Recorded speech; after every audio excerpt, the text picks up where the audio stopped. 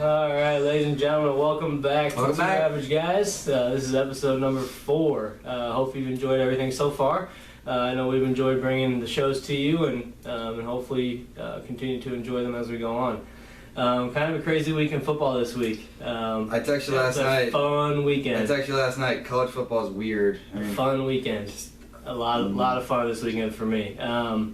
So let's start with our picks last week. And who we had winning, who we had losing. So we had Michigan, or BYU at Michigan. Jimmy picked BYU. They've been looking pretty good lately. I picked Michigan only because they were playing at the Big House. Well, and BYU had only lost at UCLA by a point the week before. And so I had some faith. But 31-0 at the Big House. And Michigan looked good doing it too. They did. Did you see that Odell Beckham-like catch that Michigan had? That was pretty legit. Pretty sick. Very good catch. I hate Michigan, but hey, it was a good win for them. For Harbaugh's sake, it was good for him to win that big at home against a team that had been doing really well. So probably pretty good for the Big Ten too. Get another team with some potential of or Michigan State and Ohio State have another tough team on their schedule. So that'll be fun. Yeah. So I think Michigan, big win. Then we had number 25, Missouri. Then number 25, Missouri. 25. And I'm pretty sure we both predicted Missouri, for one reason being the top 25 was a joke. Once again, another SEC team, I think, getting favored. But they go into Kentucky, and they did not look very good. We both had Kentucky, and rightfully so. They won 21-13, I think. 21-13. And their quarterback, he was 22 for 27 for 3 TDs. I mean, I watched that game. He had a hell of a game. It was exciting to watch. Jesse Palmer should never, ever commentate on an SEC game again. He was just terrible. Anyways, it was fun to watch because Kentucky, they haven't won an SEC game since like 2007 or something. It's been forever. So they had a hell of a game. That was a good win for Stoops, too. Mark Stoops was very excited on the sidelines. He did a good job controlling his team. Big win for Kentucky at home against Missouri. Sorry, Joe, if you happen to watch. Elliot. All right, then we had UCLA at Arizona. Unbelievable, that game. Now, I'd said before the game, I even texted you, and I was a little worried about this game. No Miles Jack for UCLA. And he's kind of that cornerstone. And Scooby Wright was back for Arizona. So I was a little scared. Everything was kind of looking in Arizona's favor for that game. They were at home. Yep. The place was rocking. They had some sweet-looking unis. Great environment. Came out and scored right away. I was watching another game, looked back, and it was 21-7, something like that. And I'm like, oh, man. UCLA, they showed that they got something. They got something they could make a run here. After last week, last week, I was kind of worried about my prediction before when I said UCLA might be the team from the Pac-12 to represent a playoff spot. And then they didn't play so well in their next game after I said that. But this week they came out and they destroyed a good Arizona team. Number 9 versus number 16. You're playing away, hostile environment, and they went in there and just kicked the crap out of them. We've kind of bounced back and forth from teams in the Pac-12 on who we think's gonna. And honestly, the way Utah played last night, the next game we're gonna talk about. Yep. Yes, Matt took UCLA in that game, and I took Arizona. Matt wins again. Yep. So Utah hands a beat down to Oregon. At Oregon. So they went to Eugene. Oregon, obviously without Marcus Mariota this year, they got a pretty decent. They switched to quarterback. They went to a new quarterback. They had 2 or 3 quarterbacks play last night. And they had one that was playing pretty well for maybe a quarter. And then they just got their butts handed to them. But Utah, impressive. 62 points on the road. I mean, that's against a team that went to the national championship last year. Yeah, that's pretty good. I know Oregon's not the same Oregon this year than they were, but they still only lost to Michigan State by 3. Yeah, and listen up, folks. So Utah, they go into Eugene. Not only did they kill them, but at this point I think they were up by like 30-some points, and the punter has a punt on like 4th and 13, and he punts it into the wire. Into the rafters or something. Into the wire that holds up the camera. So then they get to re-punt. And instead of re-punting, they do a fake with the kicker. He makes a one-handed grab and jumped runs up 33 yards. It was pretty for the first down. Holy cow, that was exciting. That was fun. Utah pulled out their bag of tricks. And then they had the fake punt. They had the punt return where they had the decoy guy go back like he was making a fair catch, and really the ball was punted to the other side of the field where a guy caught the ball on the other side of the field and just went straight down, pretty much untouched for a touchdown. If you didn't see it, look it up. It was pretty cool. That was funny. So that was exciting to watch. Utah, I was extremely impressed. They were number 18 playing at 13. I wouldn't be surprised if they should jump up close to number 10 within this the top week. 10, yeah. So that was a good game. Next game, and at that game, we both had Oregon, so we both lose. Yeah, so we both lost that one. USC destroyed Arizona State at Arizona State. Now, I didn't really know too much about Arizona State coming in, but I knew they were both undefeated, or 2-1. So this is going to be a big game to see, who's going to go where in that division in the Pac-12 in the South Division. And USC handled their business. Cody Kessler had a very good game. Arizona State, they lost some weapons from their team last year that kept them, in that top 25 for quite a while throughout the season last year. I don't know that much about him either. I just, based on their scores from their games and stuff, I just knew that they weren't quite where they were at. So. And I stayed up as long as I could to watch that game, and I knew USC at one point. It was 35-0. It's 35-0, yeah. And I watched a little bit more just to see what the score was, and Arizona State had no chance in that game. Cody Kessler, the run game, the pass game, everything was working for USC, which I can't stand, but they looked good. I thought they'd be knocked out of the top 25 with a loss to Arizona State. Clearly, not going to happen. They win that game. And it was a hell of a game and a hell of a showing for USC. They might move up a little bit. I don't know how much they'll move up. Depends. There's going to be some teams popping into that top 25. Rankings haven't come out yet. I'd say maybe 15, 16. I'd say they move up a few spots. I mean, it was an unranked team, so it's not like it was a huge win, but it was at ASU. So, last game I want to talk about, Nebraska. Nebraska played Southern Miss.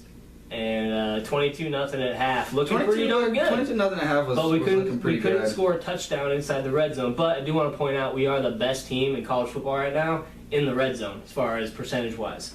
We are the best team in the red zone, but not when it comes to touchdowns. Yeah. Our play calling kind of changed. We stopped running the ball to the outside. We tried to jam it up the middle, couldn't do it. So our red zone offense needs to change, needs to get a little better, and our pass defense. Just brutal. Going into the game, I had seen that through 3 games, Southern Miss had over 900 yards passing. I knew their quarterback was going to be pretty decent. They were scoring 55 points a game. Halftime in the game yesterday, we're up 22-0. They had negative rushing yards. Yep. They had like 118 total yards, and we were getting the ball to start the second half. I mean, it was perfect. The game was going perfect.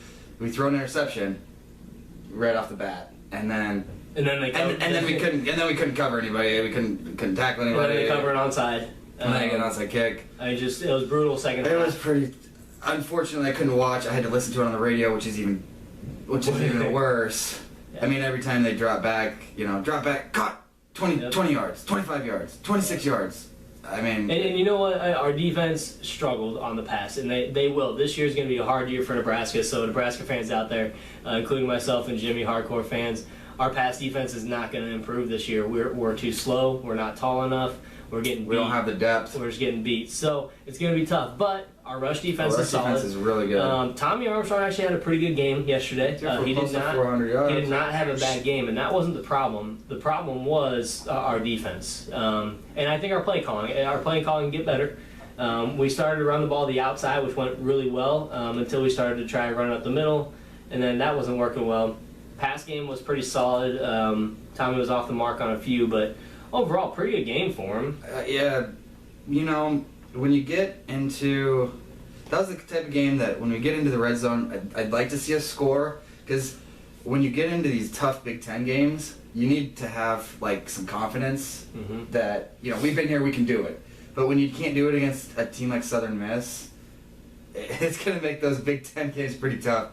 It'll be interesting to see. It might be a long year, but... So we had 3 touchdowns, and then we had 5 field goals. We had, I believe, right? 1 touchdown and 5 field goals in the first half. Which Brown. Drew Brown tied an NCAA record for most field goals in a half. Brown was 5 for 5, and that was exciting for me because he was only 3 for 5. It didn't look bad, but last year he kind of sucked too. So, but he also got a 24-yard field goal. They get blocked. Yeah.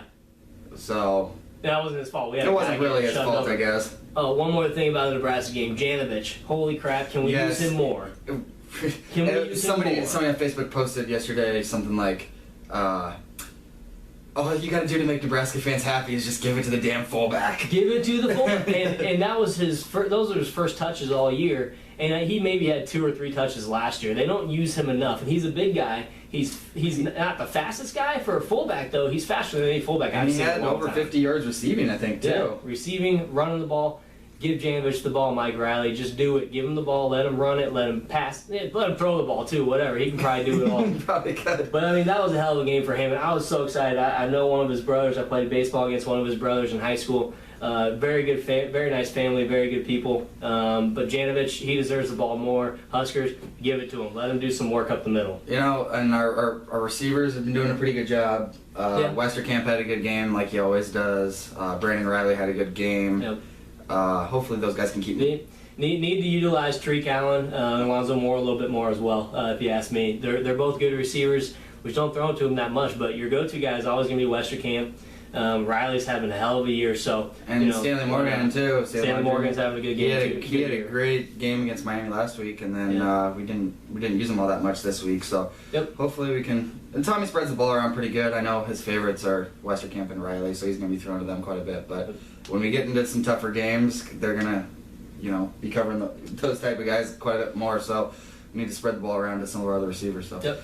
And we were on the end of a couple bad calls too. The pass interference in the end zone by Kalu, that was garbage. BS. His hands were there, but I didn't see much of a push off. That was a very touchy call. And then we got called for pass interference down the middle of the field when our guy tripped. Stanley Morgan tripped, and they called offensive pass interference. And I didn't really see anything there. It looked like he tripped over the other guy, but they called it against us. Didn't really have an effect on the game. We struggled in that second half big time moving the ball, and we're playing very inconsistent right now, and we need to get back to some consistency. If we're doing well in the first half, why are we making adjustments in the second half? Or if they make adjustments, then we need to make adjustments to make sure that we're accounting for those and kind of moving up a little bit, moving the ball downfield. So we still have a lot of work. Next week, we're at Illinois. I don't know much about Illinois, but it's our first Big Ten matchup. It's going to be a big one. Is it homecoming?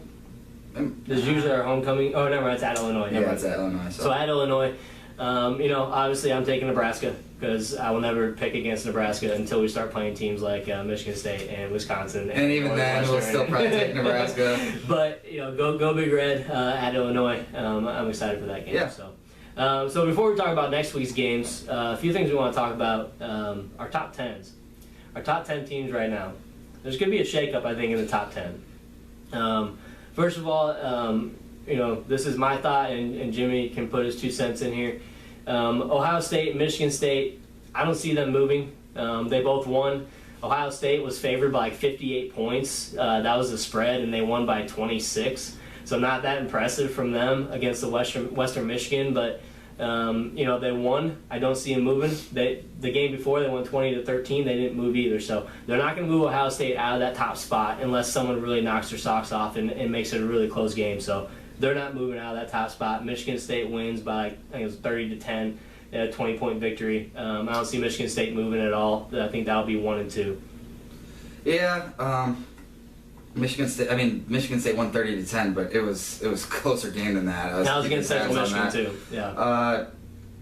Then we got Ole Miss and TCU tied at number 3 before going into their games yesterday, and Baylor stuck at number 5. So Ole Miss, they barely won against Vandy at Vandy, and they did not. No, it was at home. Oh, it was at Ole Miss. It was at Ole Miss, and they didn't look good in that game at all. In the fourth quarter, Vandy still had a shot at winning that game. I don't necessarily. Everybody's gonna have a tough week. They came off a pretty big win, little hangover after beating Alabama at Alabama, coming back home to play a team like Vandy. Kind of overlook. Mm-hmm. They have Florida this week. Probably kind of overlooked them a little bit. So I could see them dropping a spot.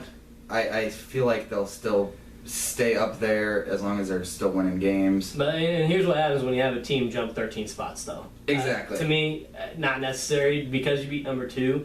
Is it necessary to move you up that much? Absolutely not. You don't flip flop. maybe move them up Rankings. 3 or 4 spots, but you move them up 13 spots. Now they have a huge advantage the rest of the year, because if they have a good year and don't lose another game, or they don't lose a game at all this year, maybe only one game, they have a good shot at the playoff. But I don't think they're one of the top 5 teams in the country. Well, the best way I would say to do it is a team, they were like 15th last week, and yeah, they jumped 12 spots. Yeah, move them up maybe to number 10. Yeah. Something like that. Maybe get them a little upset for not putting you so high. Yeah. If you just move them up a little bit, then they're gonna keep playing hard. They Yep.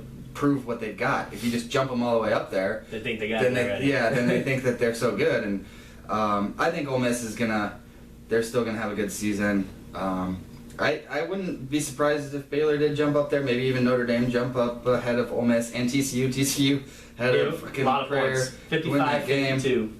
Unbelievable. It was a great game to watch. I watched pretty much the whole second half. It was a lot of fun. Anybody out there, you like offensive games, watch Baylor, watch TCU. Those 2 teams are electric And on Texas offense. Tech. But there's no defense. And Texas Tech gave TCU a hell of a run for the money. They should have won that game. And Ryan, you and I were texting during that game, Pooty. Hell of a catch in the back of the end zone. You called it bullshit. Yes, it may have been bullshit. It may have been lucky, but sometimes you win on lucky plays. And yes, that guy, running back, I believe, that caught it in the back of the end zone, got 1 foot in. That's all you need. In college. So he gets that foot in, and they win the game 55-52. Texas Tech, hell of a game, hell of an offensive game, but TCU does not have a defense. They didn't have a defense last year. That's going to take into account when it comes to the playoff committee, if you ask me. No defense. If you give up 52 points to an unranked Texas Tech team in a matchup when you're tied for the number 3 team in the country, that should drop them out of the top 5 in my opinion. That drops them out. I'm with you. And their strength of schedule is The Big 12. I don't know. They I like some of the teams from the Big 12. We used to be in the Big 12. It's fun football to watch when it's kind of high scoring and everything. But they they played their way out of a playoff spot last year, and I could see the same thing happening again this year without a Big 12 championship game. Yep. Somebody's gonna beat Baylor. Baylor scores 1,000 points a game, but somebody's gonna score more points than them. Yep. Somebody's going to score more points than TCU. I thought Texas Tech was going to do it last night, and Baylor and TCU have to play each other. I mean, if one of them loses a game, the other one beats them. I don't know. It'll be interesting. And that was a shootout last year, and I think that's what killed them. Is that game took both of them out of the playoff, jumping Ohio State ahead of them. And Ohio State deserved it more, if you ask me. Because Baylor beat TCU, but then Baylor lost another game to somebody else. Yeah, it played right. And then let's look at number 6, 7, and 8 coming into this week was Notre Dame, Georgia, and LSU round off the top 3 within the top 8. Nick Chubb, hell of a game again for Georgia. Notre Dame played well. They played UMass. They struggled a little bit at the beginning. It was 21-20 early. They struggled early, but they came out and scored a couple right before half. I think they ended up with 35 points at half, maybe. 35-20. Brian Kelly lit a fire under their ass at halftime. I'm sure he didn't look too thrilled on the sidelines. They gave up a couple pretty big plays. I was talking to somebody about it. Those type of games are kind of I don't like when we play those kind of games because the other team doesn't have anything to lose. They can do a double reverse pass back to the quarterback, long pass, and that's UMass did that for like 75 yards. It happens. But close start to that game. Obviously Notre Dame took care of business. They had a bunch of they got to bring in a bunch of their backups for the end of the game. And so Notre Dame, personally, I don't think they're going to move. The only reason why I believe that is because I think Georgia and LSU and possibly UCLA will jump Notre Dame. Now, I know that's going to tick some of you off out there, especially Pooty. But Georgia, Nick Chubb, heck of a game. Georgia took care of business again this week. He had like 138 yards rushing on 16 carries. Mm-hmm. He had a heck of a game again, 3 TDs. So Nick Chubb, still one of the front runners for the Heisman. I don't disagree with that. Then LSU took care of business as well. Fournette, heck of a game. He's 244 yards rushing on like 28 carries maybe. I'm not even sure he had that many carries. He's had unreal. 244 yards though, so unreal game for him. I think Georgia and LSU, I think they're both going to jump Notre Dame. And I think, if you ask me, I think Ole Miss, TCU, and Baylor should all drop below Notre Dame. And I think you move Georgia, LSU, and UCLA into the 3, 4, and 5 state, Michigan State. Maybe even UCLA jump up to number 3, then Georgia, LSU, and then Notre Dame. Nothing against Notre Dame, they're playing well, but strength of schedule is going to come into play here very soon. Georgia Tech lost and Virginia lost this last week, which were 2 wins for Notre Dame, and they're not going to be in the top 25 anymore. So they got to get some big wins coming up against Clemson next week. I agree with you that I think there should be kind of a shake-up, and some of these teams, should move up ahead of some of the other ones. But the way that the system works, I don't know that it will change that much. I don't know. We'll just have to wait and see. The rankings should be coming out pretty soon here, I think. But you talk about the way the system works. You got a number 15 moving up to a number 3 after beating a number 2, a number 21 beating a number 6 and not moving at all. Yeah. So how does the system work? Exactly. That's why I said I don't know that there will be that much of a shakeup, but maybe there will. We could talk about that for hours. Yeah. Hours We on can go back how it and works. forth. I don't understand how it works. I mean, Utah was 18 and they had a big win. Shoot, they could move up 10 spots. I don't know. Well, and Stanford had a big win. They played on Thursday or Friday. I think they played on Friday. Friday. They had a big win on Friday night Against Oregon State. Against Oregon State, and that game was actually a really good game for a while. And then Stanford kind of ran away with it. I think Stanford will move up possibly to 15, 16 maybe, depending on where they want to move everyone else. But I think they're going to move up probably 5 or 6 spots after the last 2 wins. I don't see why they wouldn't be in the top 15. One of the other fun games to watch, in my opinion, from yesterday was that Florida-Tennessee game. Yes. Tennessee, 11 years now. It was 10 years in a row you lost to Florida. And you pissed the game down your leg again. It was 20-7. Tennessee, come on. It was a fun game to watch. McElwain win that game. When you don't really care who wins necessarily. I don't like Florida, so I was kind of cheering for Tennessee myself. Yeah. But it was a fun game to watch. Tennessee's quarterback is one of these dual threat quarterbacks. He's kind of a tall, fairly fast runner. Not a great passer. I mean, they kind of got stalled. They ran the ball like 25 times in a row. Yeah. In the second half. And they had a chance to put that game away, but they couldn't. And then Florida throws fourth down? They got fourth down like 6 times in a row, 5 times in one series, that last series. Yep. It was 4th and 4 or something. Threw a pass and guy just kind of spun to the outside and no one could tackle him and ran down the sidelines. I mean, well, I was thinking Florida was 5 for 5 on 4th downs in that game, and that was the difference maker for them, especially that last play. I mean, I saw a lot of ugly tackling overall in college football yesterday. In a lot of the games, a lot of one arms. Yeah. A lot of pushing. I'm going to come up to you and just push you and hope you fall over. There's some pretty good safeties out there, but a lot of times I see with safeties, yeah, they hit hard. They're bruisers. But they come up to make a play, and they just throw their shoulder at them. Mm-hmm. And guys just bounce right off of them. Yeah. It happens all the time.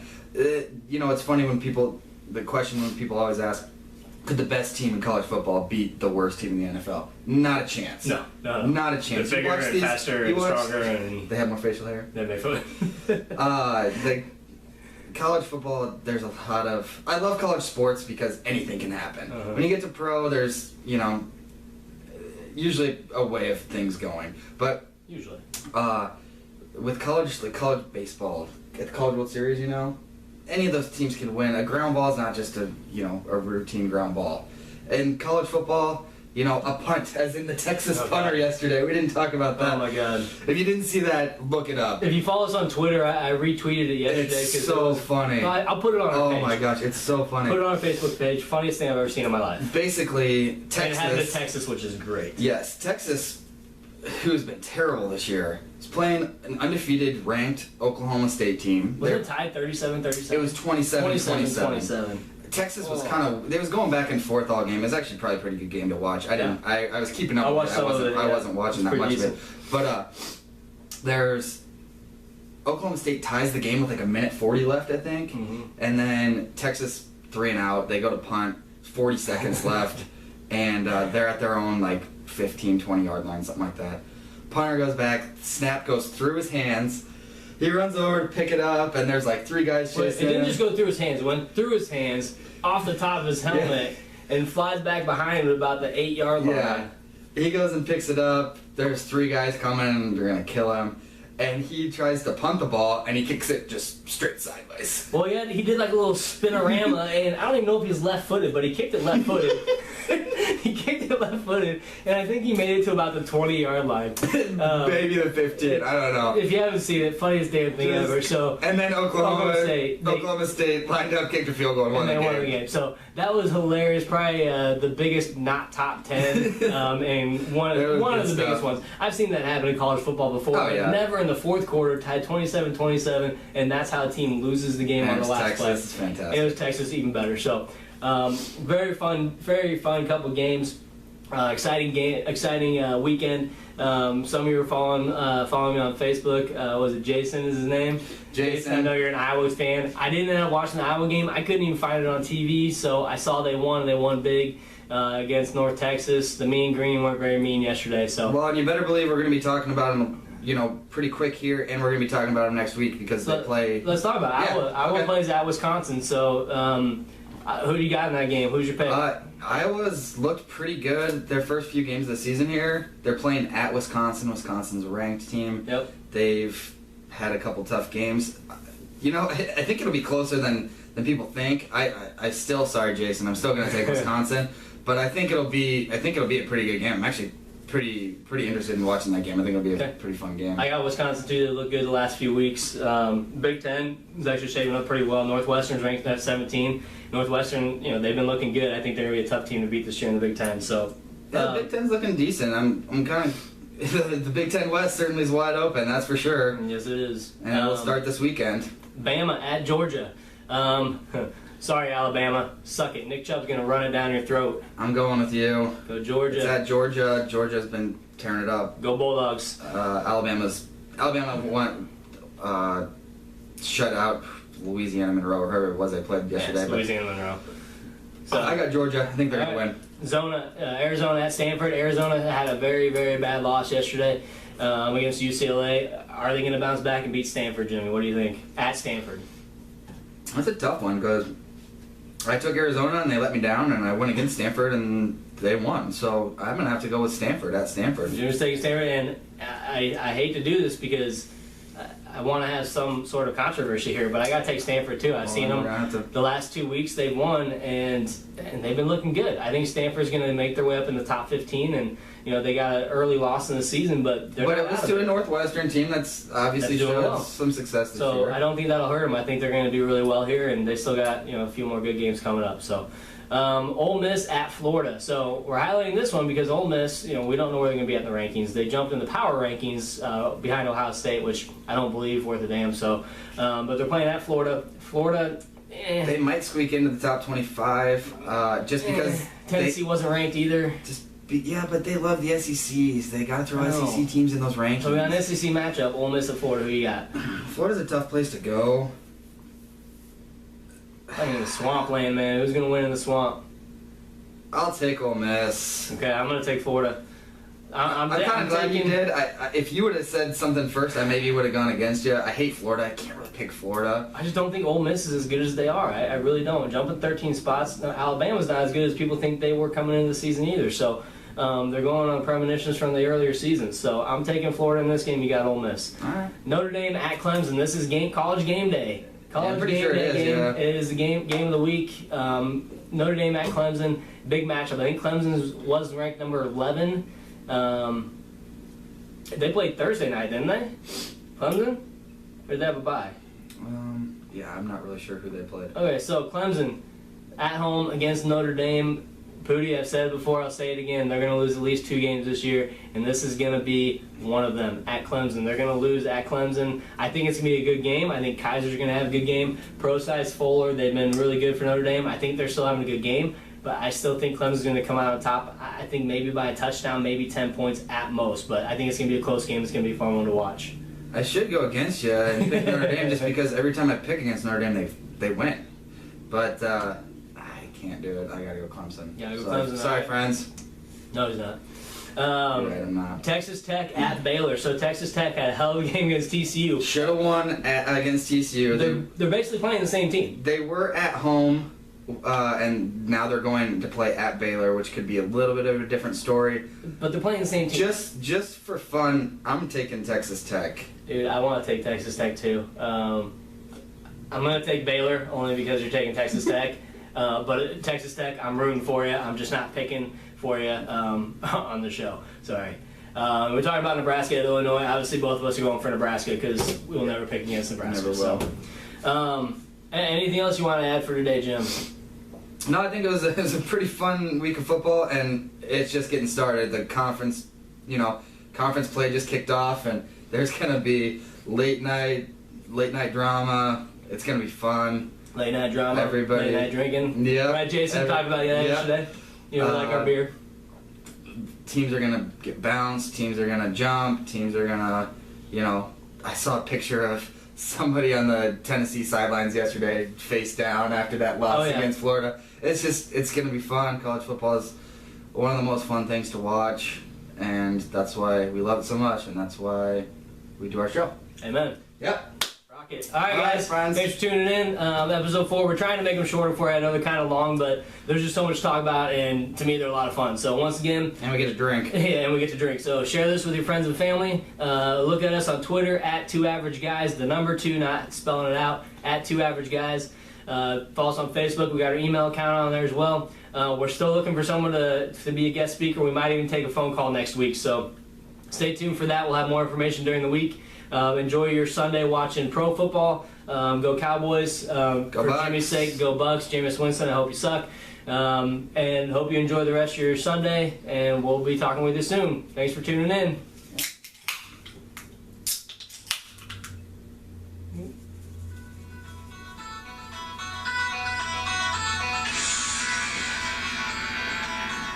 See you next week.